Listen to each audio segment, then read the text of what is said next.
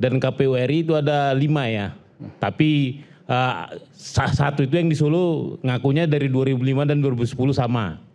Nah, lantas kita kan banyak yang disembunyikan juga itu. Disembunyikan hurufnya, tanda tangannya. Maksudnya apa? Disembunyikan apa? Dihitamin, ada yang dihitamin, ada yang di crop seperti itu.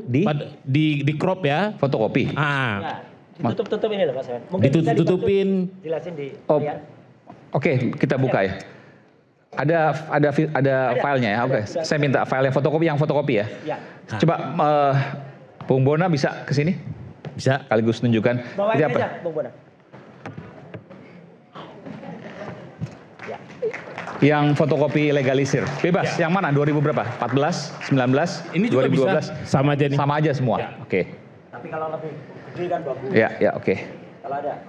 Oke, kita tunggu. Nah, ini dia. Ada. Jadi maksudnya mana? Nah, jadi ini kan ditutupin nih. Tanda tangannya. Dihilangin ini Oke. juga. Sebenarnya ada bervariasi ya, ada 11, ada 8 bervariasi. Oke. Nah, jadi Ini legalisir tahun berapa ini? Masih ingat nggak? kalau ini Tulisan. merah kayaknya ini 2014. 14 waktu Pilpres pertama kali. Iya. Oke. Ada 2 ya, merah ada 3 ya. Apa yang Anda gugat? Jadi yang kita gugat itu adalah sesuai dengan Undang-Undang Keterbukaan Informasi Publik, kalau kita kurang puas, kita berhak untuk sidang sengketa. Oke, Anda bertanya, kenapa kok ada beberapa titik ditutupi? Iya. Ada tanda tangan sebelah kiri, tanda tangan rektor, tanda tangan dekan, betul ya? Iya. Terus apa lagi? Ini tempat lahir juga ditutupin, ya kan? Oke.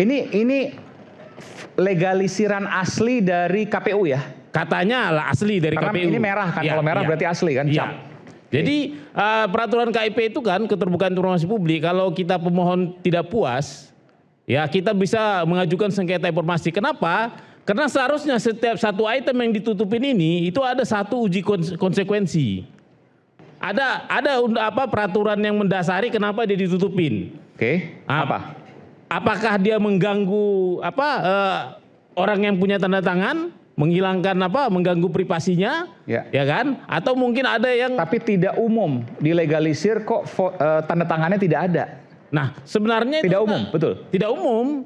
Karena itu kan aneh pejabat makanya publik. Anda gugat. Iya, itu kan pejabat publik, tanda tangan pejabat publik. Oke. Sementara ijazahnya pejabat publik aja sudah tidak rahasia, tanda tangannya kok rahasia. Ini menarik. Bung Ade ada jawaban atas ini? Kita putarkan lagi tadi. Kemudian ya, makasih Bang Eman. Anda kalau mau di sini boleh Bung Ade, nggak apa? Ya, kalau nggak usah Bang Eman, saya dari sini aja jelas nih. Ya, bahwa kemudian ada tanda tangan yang ditutup. Kenapa digugat Anda paham ya? Karena ada beberapa data yang kemudian ditutupi menurut Bung Bona. Iya. Ya, ditutupi. Ini legalisir 2014 waktu Jadi gini, dikirimkan ke KPU. Bung Aiman, menghindari pemalsuan sebenarnya ini.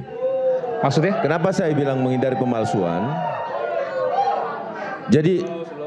Jadi pemalsuan dalam artian kalau mungkin ini hanya Pak Bonatua yang menggunakan data ini, mungkin it's okay, nggak ada masalah. Tetapi kalau kita menyerahkan, bisa katakanlah diserahkan, kemudian lengkap, kemudian Pak Bonatua mempublikasikan lagi ke tempat lain. Nah, efek yang akan terjadi itu akan ada pemalsuan itu yang dijaga sebenarnya, bahwa mencontek tanda tangan. Sebentar, jadi asumsi Anda yang menutupi bukan asumsi. Jadi memang bukan, kalau gitu oke. Pertanyaan saya, siapa yang menghilangkan tanda tangan rektor, tanda tangan dekan, dan tanggal lahir? Tentunya yang menutup ini yang Pak Bonatua memintakan kepada siapa, itu mereka melindungi data pribadi. Kalau bayangan saya begini, legalisir itu kan semuanya seperti asli, fotokopi dari asli, pasti. Lalu dicap oleh institusi pendidikannya, apakah itu SMP, SMA, kuliah, S1, S2 dan seterusnya.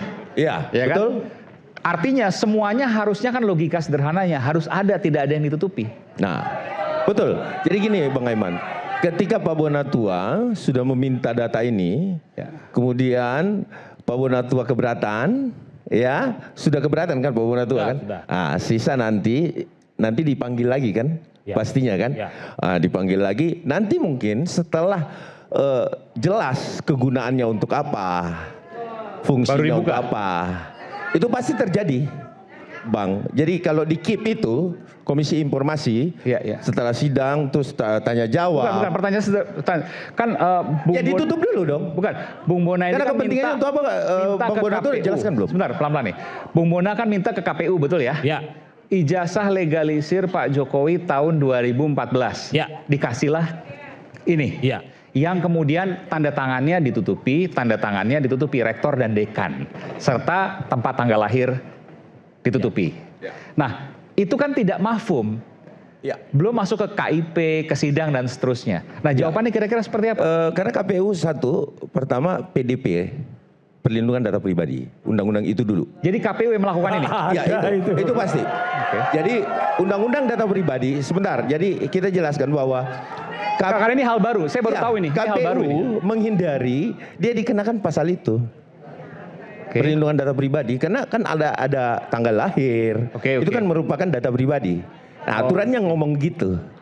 Aturannya yang ngomong. Jadi KPU yang berinisiatif iya untuk dong, menutupi pastinya. ini semua. Pastinya. Tentu untuk menghindari di mana ada jeratan pidana bagi pejabat publik juga yang tidak menjaga data pribadi itu. Kan itu persoalannya. Baik. Aturannya ada. Nah, itu masalahnya. Betul.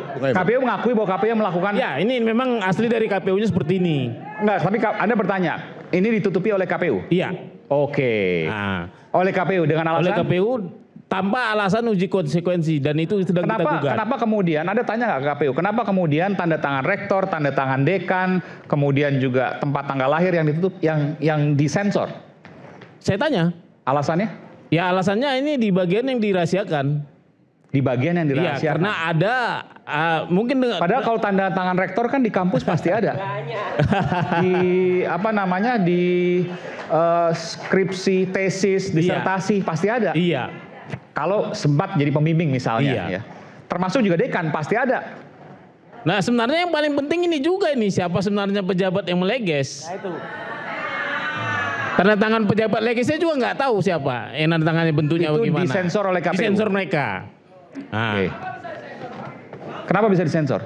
Ya memang ya kita harus akui lah undang-undang. Anda punya kecurigaan apa? Ya sepertinya ini mungkin kecurigaan ya. Ya. Mungkin ada pemalsuan tanda tangan, justru di sininya pemalsuan tanda tangan. Takut dibandingkan dengan aslinya, mungkin ya. Jadi Artinya pesanan.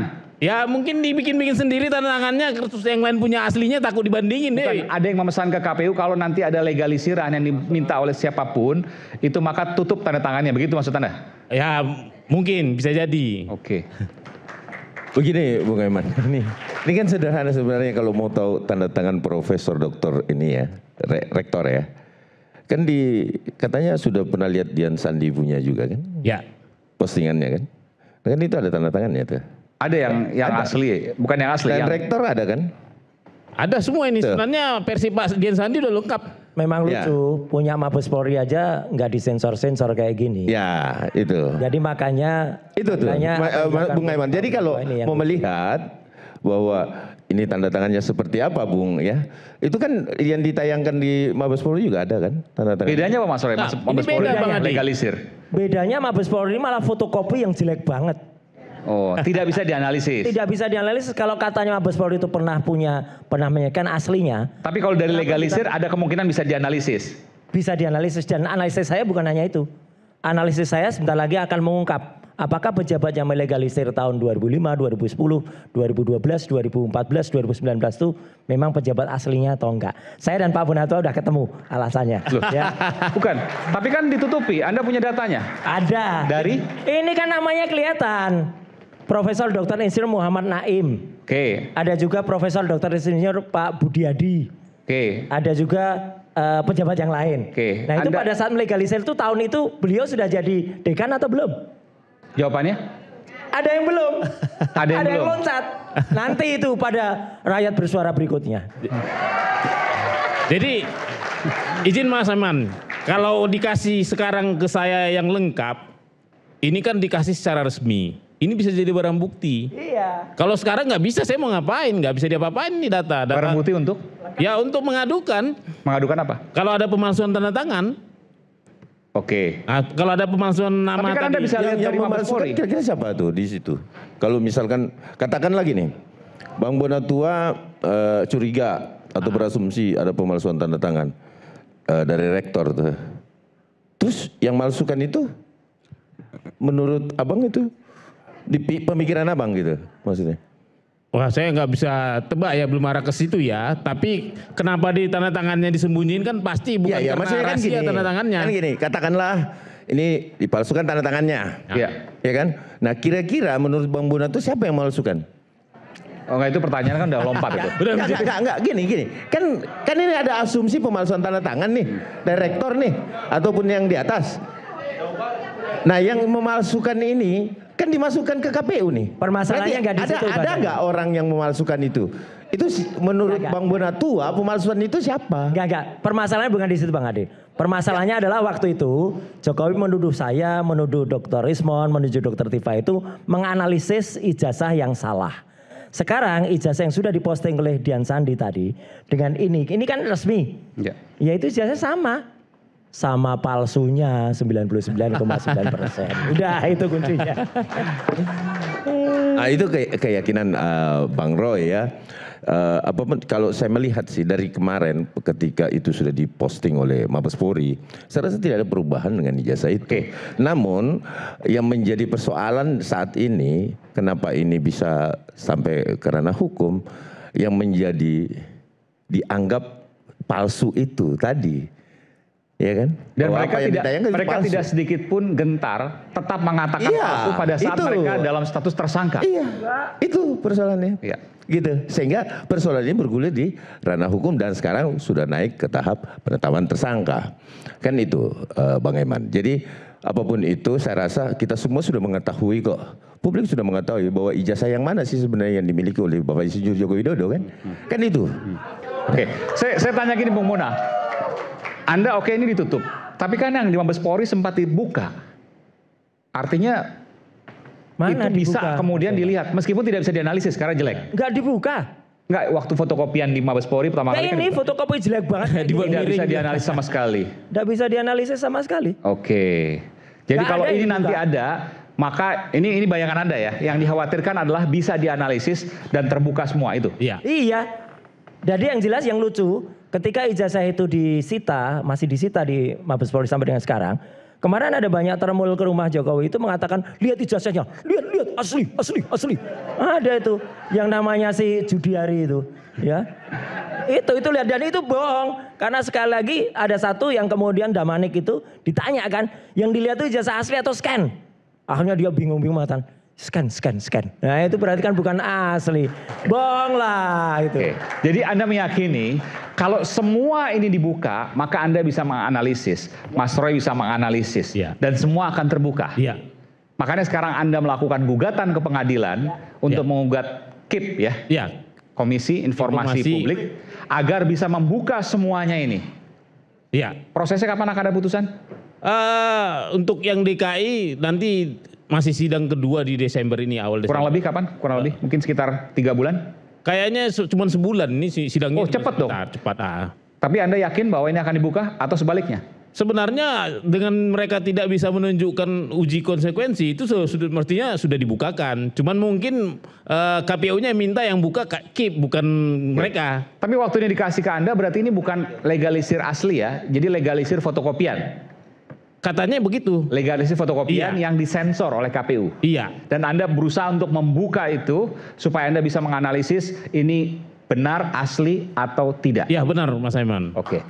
Isu hangat kadang bikin berat, apalagi kalau kita tidak bisa mencerna dengan cermat. Jangan lupa secangkir kopi hangat yang nikmat untuk menemani kebersamaan dalam program Rakyat Bersuara bersama saya Aiman Wicaksono. Kami kembali setelah jeda.